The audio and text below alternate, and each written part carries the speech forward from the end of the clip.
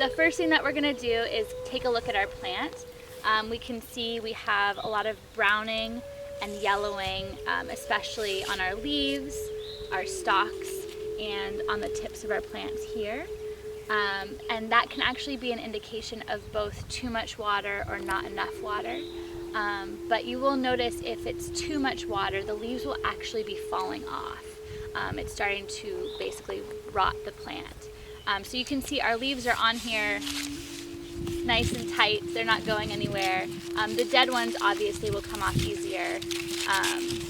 But for the newer growth up here, you can see even though the plants are kind of yellowing at the tips, the leaves are still attached and they're in pretty good shape. The second thing you want to look at is the soil. So we are going to take a look at the soil to see if we have wet soil or dry soil. That will depend a lot on your soil type. Out here we did a soil test, which we'll show you in person when we all come out here. But a good way to do that is get a big handful of soil, put it in a jar and fill it about 3/4 of the way with water. Give it a good shake, and then you kind of let it sit for about 24 hours and your soil levels will settle. And you can kind of see the different soil types in the layers. You'll have sand and rock at the bottom, silt in the middle, and clay, which is the smallest particle at the top. And out here we have a good mix of clay and silt, which actually holds a lot of water.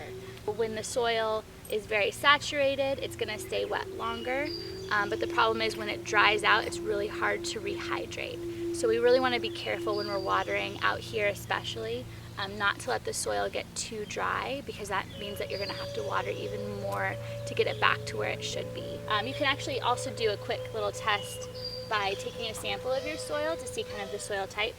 And if it's kind of wet, you can squeeze it, and if it holds its shape, you know that you have more of a silty clay. But if it's loose and kind of falls apart, it's a sand. And our soil is pretty dry right now, so you're seeing it's kind of crumbling and falling apart like it would with sand. But just by looking at it, you can tell that there's like very small, fine particles in here. You want to harvest most of the plants that I'm talking about, the leaves and the flowers, when it starts to get a little warmer. So we usually try to wait until mid-morning, early afternoon to do chamomile, calendula, yarrow, tulsi, lemon balm, or mint harvests. And that's because the growing heat of the day brings a lot of the essential oils to the surface of the plants.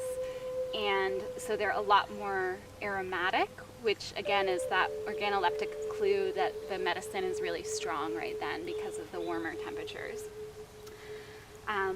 Bees obviously love tulsi. They're all around, so I always apologize to the honeybees and tell them that the more I cut it, the more it will grow, which is also true of chamomile, calendula, mint, and lemon balm. So these are all plants, like a lot of native plants, that the more you prune them, the more vigorously they'll grow.